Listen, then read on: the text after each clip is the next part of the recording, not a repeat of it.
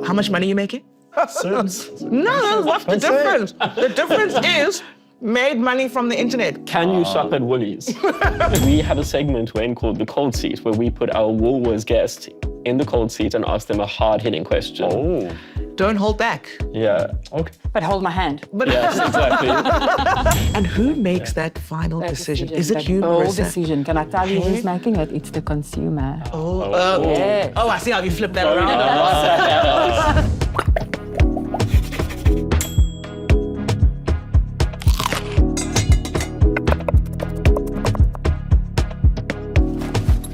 Hello, welcome back to our kitchen. This is What's the Difference, a Woolies podcast. My name is Sibongile Mafu. I am with my co-host, Steve Steinfeld. Of course. This is the podcast where we talk to incredible people about the differences that make them unique. Sibs? Absolutely. I'm going through a cardigan phase right now. I don't know if can you've see. noticed. Yeah, I know. And I'm trying to get away with wearing as many cardigans from Woolies as possible, but they told me to switch it up. Okay, you've been given notes. I have been given Yes, notes, okay, fair enough. and it's been awful shopping for wardrobe. Just a terrible, terrible experience. Really hard. I'm having a linen moment. I'm seeing you layering. Yeah. Very good. Little layer, little linen. If they're not careful, we might do a fashion podcast next. Ooh, yes, we should. Great idea. Watch out, world. We're a brand. You heard it here first. Speaking of brands, Yes. our guest today has made food their brand, which I think I've resonate with, yeah. I've spoken to you about that. You've clocked the game when you make food your business. And he's a content creator who has created viral recipes that have gone wild on social media. I have checked out a few of them, and yeah, they're quite impressive. And just like the Woolies rotisserie chicken, he's also had a chicken recipe that's gone mad. He is someone who has taken the online space by storm. He has hundreds of thousands of followers online and a very loyal base. And he takes Asian cuisine and makes it quite approachable for South African audiences. Yeah. His name is Wayne Chang. Welcome, Munch and Mash. Thanks, guys. Thanks for having me. Thanks for being here. Yes. Thank you for squeezing us into your content calendar. Oh, not at all, man. Before we get into it, we like to introduce a little snack to the table. Welcome to Snack and Yap. And we have two snacks for you here, Wayne. We've got these crisps here. We told that you like lamb. So these are the braai lamb crisps. And these are the pork biltong. biltong. Yeah. Biltong. Oh, Bacon biltong. Bacon biltong. Bacon biltong. Bacon Barbecue biltong. bacon. Not had that Barbecue before. bacon biltong. It's a bit of a tongue twister. Bacon biltong. But yeah, we heard you're a pork belly fan. I am. So we thought we'd get your Which one do you want to try professional first? I want to try the pork belly. Okay, for it. I'll do it with you. Okay. You can cheers. Let's do it. Are you that person who every time that they see pork belly on the menu, they're like, I don't see anything else. I just see the pork belly. That is what I'm going to order. Although I really like pork, Yeah? not always. Okay. Yes, because I'm very particular with it. Oh, with how it's made and how... Exactly. Okay. So maybe if I want to gauge how good the restaurant does it, then I'll probably order it. Oh, flavorful. Mm-hmm. Okay. I always joke with Steve It's that given bacon, it's like biltong. this is half mukbang channel I like that. because there is a lot of munching and tasting that happens on the podcast. ASMR of eating. Which, yeah. Do you find you eat out a lot as a food content creator, or no? You're proud home cook making videos all day. Depends. I go through periods where I just, I'm out all the time. Yes. And then there'll be periods where I'm trying to fix the budget a little bit. Yeah. Calm it down. Oh, stop it. You're doing so well on that social media. How much money are you making? Can't say. Sibs. No, what's the difference? The difference is made money from the internet. Can you shop at Woolies? All I'll say is I'm comfortable. Okay. I'm comfortable. It's nice. Let's go back to the beginning. Yes. Because your journey started really when lockdown happened. Yes. And everyone was dancing on TikTok, lip syncing on TikTok. You were cooking on TikTok. Yeah. When I first started, I actually wanted to do YouTube, but I had a lot of anxiety in front of the camera. Okay. So I'm like, okay, let's do something a little more casual. Let me pull out my phone and let's just record something simple.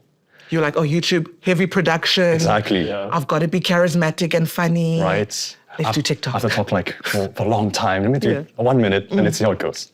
So My first ever video, I made a pack of Maggi noodles, Yeah. but the way I made it when I was in high school, I lived in a hostel, and then we threw like mayo, tuna, and a bunch of cheese in it. Yeah. It was interesting, but I filmed it and ate it, and we're like, oh, it doesn't taste like how I remember. But Yeah. social anxiety was gone. Camera anxiety was just gone. I'm just like, wow. You would actually be surprised how many chefs have 2-minute noodle recipes that they do, from That's true, adding, though. like making it a ramen vibe, to adding different spices. When did you realize that you could essentially make a living from creating food content?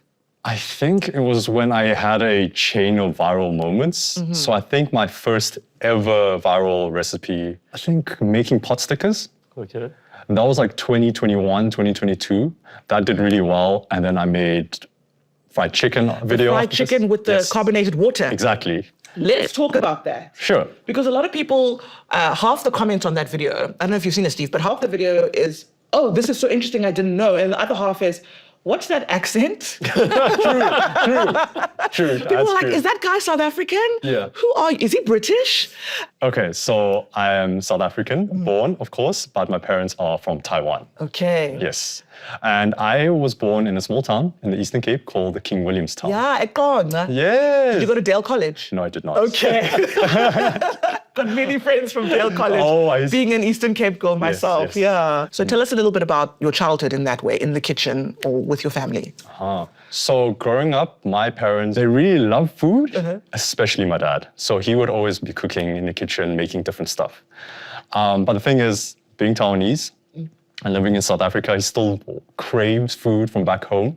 And so he would, try to figure things out, buy South African ingredients, mix them up, and somehow land very close to what it actually tastes like. And yeah, as a kid, I'll just watch him do all that. And subconsciously kind of picked up a lot of small habits and like techniques that I still use to this day. Back to the viral chicken recipe, the fried chicken recipe with the carbonated water. I mean, why do you think that blew up? And obviously there were techniques you were using that were influenced by your childhood. Right. Yeah. I think it blew up mainly because a lot of South Africans and a lot of people that grew up here know about fish and chips. And we obviously love fried chicken, right? Yes. And I made the connection of like, hey, let's just make fish and chips basically without the beer, without the beer batter. And that's where the carbonated water came in. Because it's basically the same without alcohol. Gonna try that out. But what I Are you really, Steve? Yes, I'm home for like a week. Every time he says he's going to try out someone's recipe, I'm like, when? Oh, no. When you're eating out every I'm night. home this week. And when you were creating the video, obviously you don't know what's going to do well. Do you find the videos that do well are kind of more simple, fun videos, and the more you overcomplicate things, it doesn't do so well? Oh, absolutely. Yeah. There are videos where I put in so much research and like work, and they just fall flat. Yeah. And you're like, yeah. I think that's what's super interesting about the algorithm at the moment is for so long the algorithm favored aspiration and it was all about the high life, and you had these people with like millions of followers doing things you could never afford, and they were getting all the follows and deals and viral videos and all of that.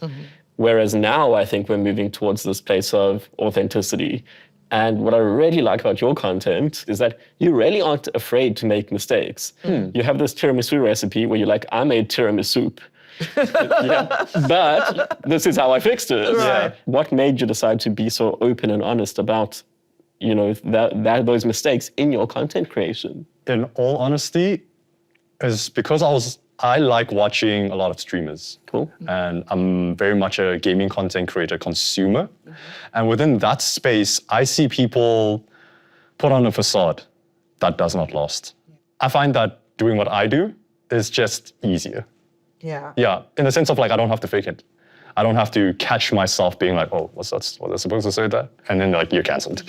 You can't really appreciate the successful moments without kind of, the flopping. And if Absolutely. thousands of people are watching you flop, all the better. You can't be perfect all the time, right? That whole video, I was like, okay, firstly, he's making the lady fingers from scratch. I'm like, my guy, go buy those from the store. Where's the fun in that? Yeah.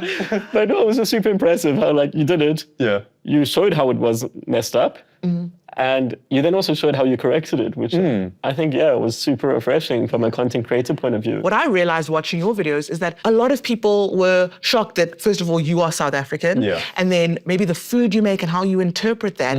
How are you finding kind of navigating the space, especially when there's constantly new people finding you on the internet? I do find it amusing that people do struggle to believe that I am South African. There is a group of people that have been watching me from like the get-go, and they'll be defending me in the comments. I feel so grateful for them.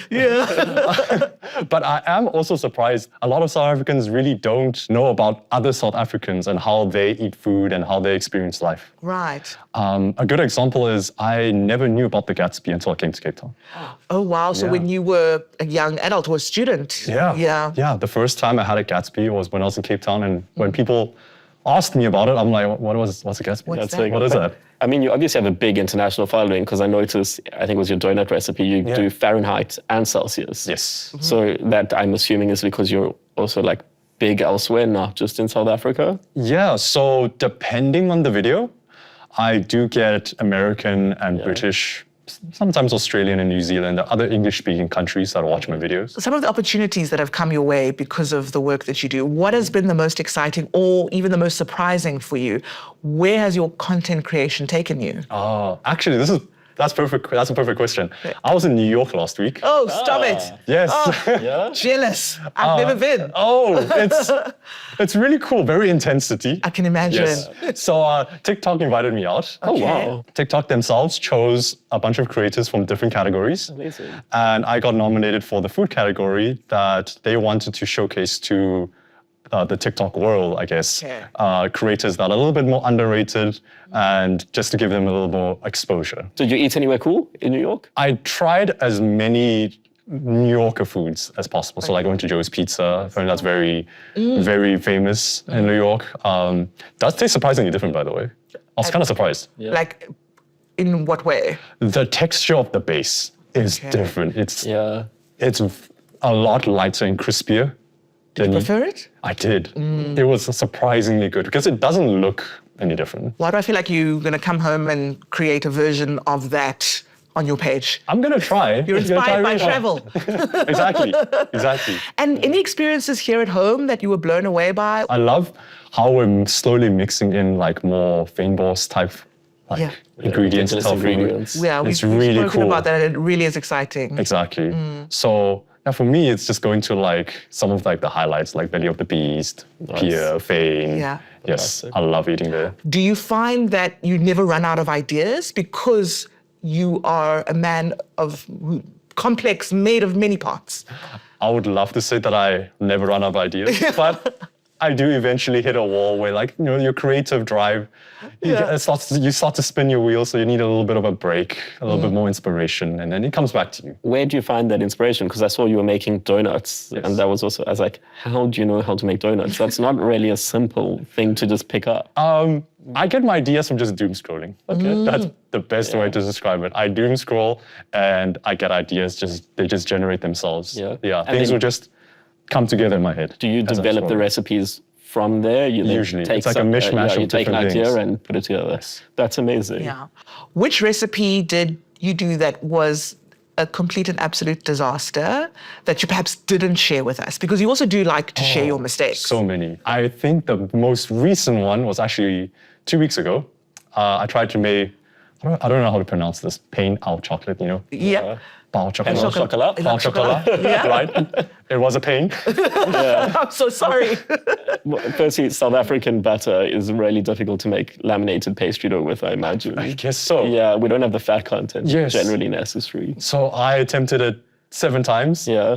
7 takes, all failures.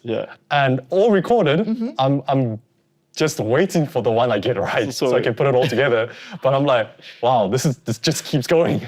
I can't get it right. Your 8th attempt could be the one. It could and be. you need Fingers to thank crossed. Steve for the tip. I need the bright butter. It's all in the butter. But also, you must keep going. I mean, like, don't give up. 7 attempts is wild. I mean, it's like, it's like failing your learners or driver's license 7 times and then giving up for like a decade and then coming back. Don't let this go.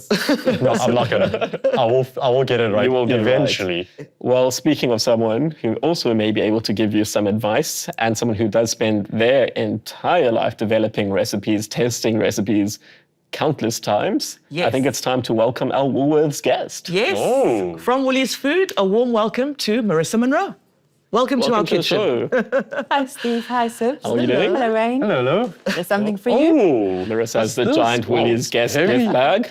Yeah. We should do a That's reveal exciting. of what's in the gift bag one episode, Sips. Yeah, a little unboxing, but that's for you. Okay. Or you can maybe Enjoy. sit on Wayne's channels. Absolutely. I'll unbox so much apple. Very subtle, Steve. Yeah. Hi, You know Marisa. me. Marisa, welcome to What's the Difference? Can you tell us a little bit about the work that you do at Woolies Foods? Thank you. Thanks for having me. I play with food. I taste a lot of food. I work with people who are equally passionate about food.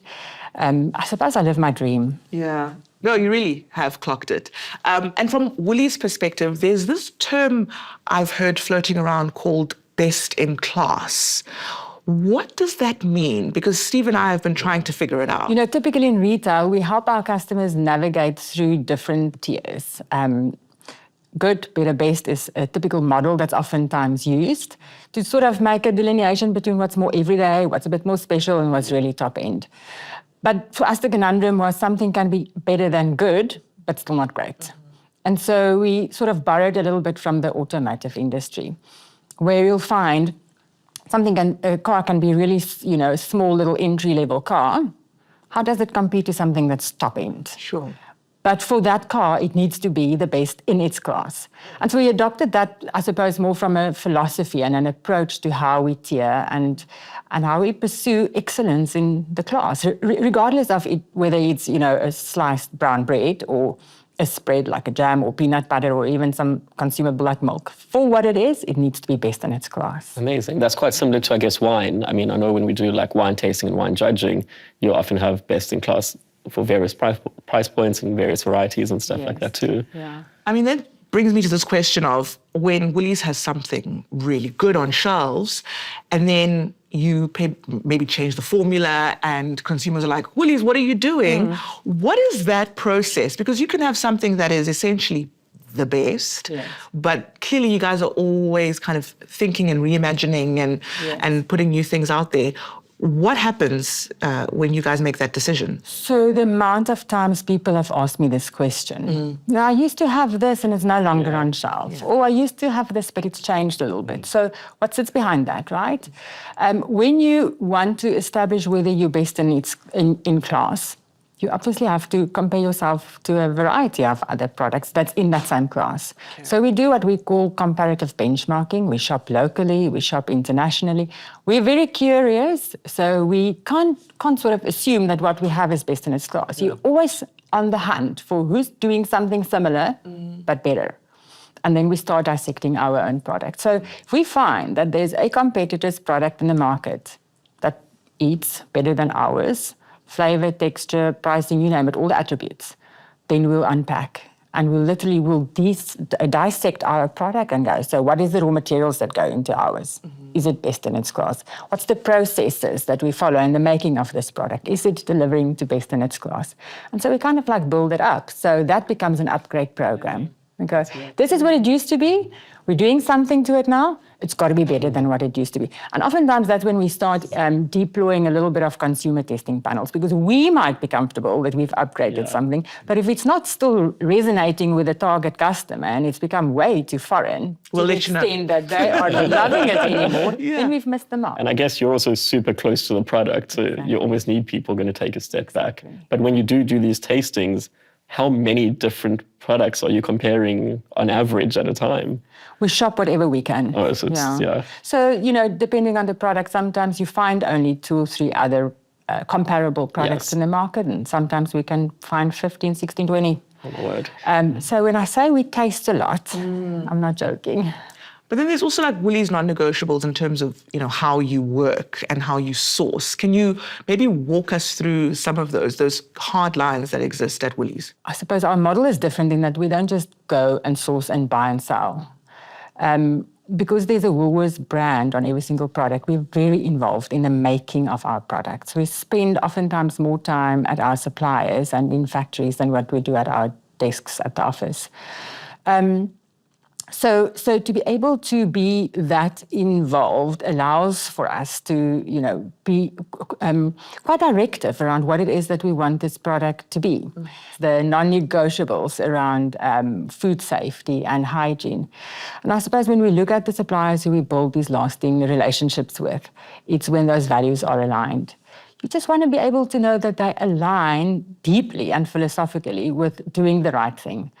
As what we do. And I guess that's so interesting because if you look at Woolies products, you'll often see like made with free-range eggs and obviously, hormone-free milk. And a lot of competitors, I imagine, are not doing that, which makes a difference to their product, but also makes a price point difference. But I guess that's where Woolies' value lies in products and the end result, which maybe we don't think of as consumers. Yes, I suppose it's important to say that we don't always get it right, but we also know we don't get up in the mornings to get it wrong, right? So when you uncover that there's a better way of doing something, sometimes that intel comes from your suppliers, sometimes it comes from our own level of awareness of what's going on. It's not that easy. Yeah. So to pursue the path that everybody else hasn't yet traveled means you also pioneer, new ways of thinking, challenging paradigms, and sometimes having to be brave in doing so. Like leading the pack. You took us to the boardroom with challenging paradigms there, Marisa. But what I wanted to know is, with how Woolies works and the care that goes into getting a product on the shelf, when something is time sensitive, when customers are maybe demanding a product or you see a particular trend moving very quickly, how then do you close that gap and it's still done in the Woolies way? Yeah. So the timeline involved in developing products really vary. If you think of new varietals that we developed, for instance, in fruit, we'll have a team traveling to countries abroad, tasting something for the first time. First, you've got to bring some seeds in. You need to grow that in a nursery in a very small quantity. See if those, crops are maybe, working and is it even viable in the South African climate. Then you start scaling to more commercial volumes. So innovation in fruit can take 8 to 10 years. Obviously, recipe development with existing raw materials, it's much quicker. That can be a matter of months.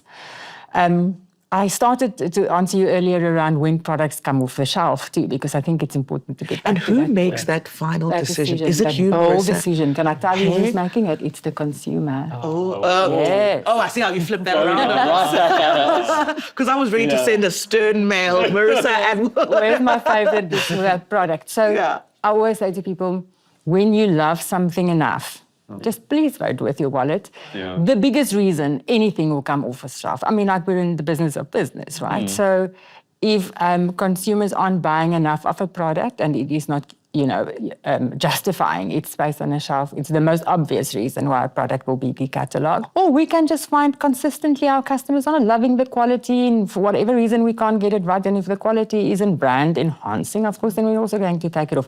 The biggest reason though is when sales aren't there. So if you love a product, buy it. Sibs, what are you so upset about?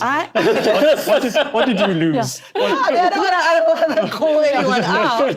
But I mean, I guess it's tough in your world. Perhaps a little bit easier in yours. I mean, you can let a video live on your page, for example, a recipe live, and then once the right moment hits, could be the right cultural moment where this thing becomes popular, but you made a video about it a year ago, you're like, I'm so glad I actually didn't I don't have to, down that video. I don't need to hold any physical products. No. So, yeah. I mean, Wayne spoke about his obsession with making pain au chocolat 8 times and not getting it right. We will circle back to butter at some point, but I want to get into talking about your tasting panels and the rigors around developing a product, because I'm sure you probably do test them more than 8 times. Yes. How does that whole process work? And how do I get onto a tasting panel? Okay, that's That's a real question. a loaded question. But to give you a sense of what happens in the tasting, we've got very strict rules. We ourselves go to palate gym. Yeah. Okay, that means. Tell me more. Yes. Yeah, that means you've got to. Sounds a lot more fun than normal gym. True. You need the real gym after that. You have to practice your sensory acuity. It's like a wine taster. You can't really easily distinguish between, I don't know, a Sauvignon Blanc, a Chenin, a Chardonnay, if you don't regularly taste all of those different cultivars. So And we do encourage our product developers to regularly come to Taste Gym, which we've got in our office. And it's just to consistently just really fine-tune into blocking all your other senses out and concentrate on what your tongue experiences and what your nose smells. Now, the rules around coming to a panel is, obviously, we luckily don't have too many smokers, but no smoking beforehand, not having had a coffee for at least an hour or so before we taste. So we're quite strict around the sort of protocols for quite scientific reasons around coming in. It's not just a tasting and I like. You need to be able to articulate every single nuance. You know, is this a bit more sweet or a little bit more bitter? Compare this sample to that sample. It's really a science. We actually fell into a trap the other day eating wraps. Okay. Now, if you have to eat 4 different wraps, there's a lot of food to consume. So we end up tasting a slice out of it, okay? But the problem is you then don't actually realize how much of the juices inside the fill start collecting in the bottom at the fold. Yeah. So you have to experience the entire meal, wrap, sandwich, whatever it is, in its totality in the way a customer would. So again, back to the point that you can't do too many in one sitting then. Yeah. Wow. The next time I have a meal, I'm going to pretend I'm you. I'm going to be very meticulous and I'm going to use my words to describe. I think we need to go to Taste Gym. Yes, no, we are in Another the episode. Yeah, for sure. So we're going to play a game with the two of you, our quick fire game. You need to answer as fast as possible. Okay. Don't think too deeply. The first answer that comes to mind, all right? Yeah. One ingredient you'll never compromise on. Soy sauce. Marisa? Stock. Stock, okay. Nice. A trend you secretly love. Marisa? Okay. I can hear the thing, the wheels are turning. Nose to tail. Fair enough. I do like the recent dumpling Yeah. lasagna. Okay. Yes. Dumpling lasagna. Gimmick, I but watched like that video too. Yeah. It tastes way better than I thought it would. Yeah. A trend you're ready to retire. I feel like, Marisa, your answer has a lot of influence. Yes. So I must think carefully. Yeah. Mashups. Oh. So like fusion or? Yeah, or just nonsensical things thrown together. Okay. Wayne, do you do nonsensical things on your Absolutely. page? All the time. So you're saying you're not ready to retire any of the I trends? mean, off the back of a dumpling lasagna. It's like blasphemy, but art to me. Exactly. Your comfort food, Marisa? Potatoes. Lamb chops. Yeah. Sweet or savory? Savory. Savory. Savory. Oh, I love a savory plate. Girl dinner. Love it for us. Savory, like a main course? Like it's a plate of stuff. Okay. Sometimes I'll put a boiled egg there. I'll put like salami. I'll put everything that's just left in my fridge. I just happen to have German salami in my fridge. One word that defines quality for you, eh? Kind of a philosophical question. Right? I know, we're Quite getting deep, deep there. quite One deep word for quick to fire, I know. I mean, my word is Woolworths. I don't know. I mean, he just wants to be called back for season 2 of What's the Difference? I suppose meticulous. Yeah? Yeah. What he said. What do you Yeah. Marisa and I agree. I said trust. Trust. Trust. I like that. Absolutely. Yeah. Well, it's getting a bit chilly. Yes. Someone has left our imaginary fridge open. As we know, Woolworths is all about keeping that cold chain from beginning to end. And we have a segment, Wayne, called the cold seat, where we put our Woolworths guest in the cold seat and ask them a hard-hitting question. Oh. Don't hold back. Yeah. Okay. But hold my hand. Yes, exactly. I think the first question should be about batter and croissant making, if you want to go there. So, do we have butter that hits the required fat amount in South Africa? That's so technical. Yes. Can I call a friend? Yes. Yes. Required for what? Croissant making. Okay, so you need high butter fat for lamination, right? Exactly. He needs help. I would like to say we should have, because I mean, I've tasted some really decent laminated products like croissants in this country.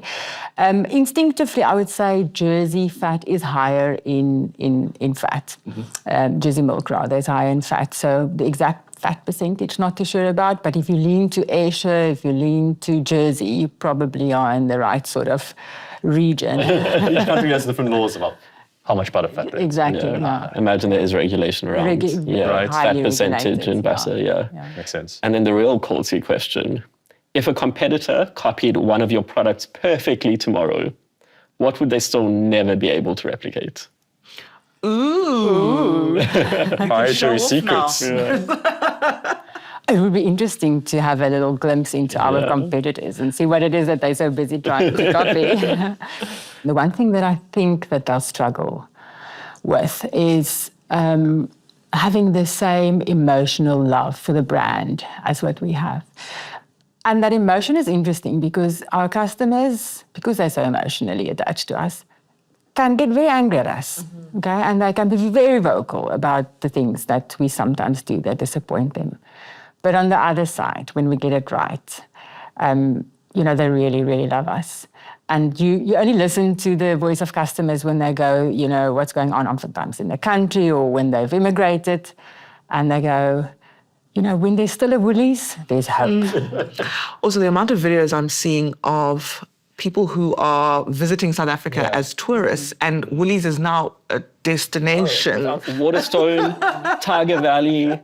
Yeah. Have to go check them out. 2 flagship stores. I'm sure you guys are talking about it there in the boardroom, about the fact that you are just as popular as Table Mountain at this stage, and you're really enjoying that. Are you finding that there are certain products that visitors to South Africa are finding at Woolies that they're really loving? I know anecdotally of people who lived here, moved abroad, and when they come back, it's a case of stocking up for. Yeah. I know mince pies, definitely. The mince pies? Yeah. our Chuckles Christmas have to be mince. up Just there. a Chuckles suitcase is, of mince pies. Yeah. I'd say some of our more iconic products, our jalapeno achar, if you've ever had that. That's good. That's good. Look, everything that's delicious can't necessarily be, taken into a suitcase back home. No? Maybe by some law? people manage. Yeah. Okay. There's laws. Chuckles for sure, yeah. Thank you so Awesome. much, Thanks, both guys. of you, Yeah. for being here and sharing your journeys. I mean, Marisa's a food scientist. I love when you talk food, and I learned so much.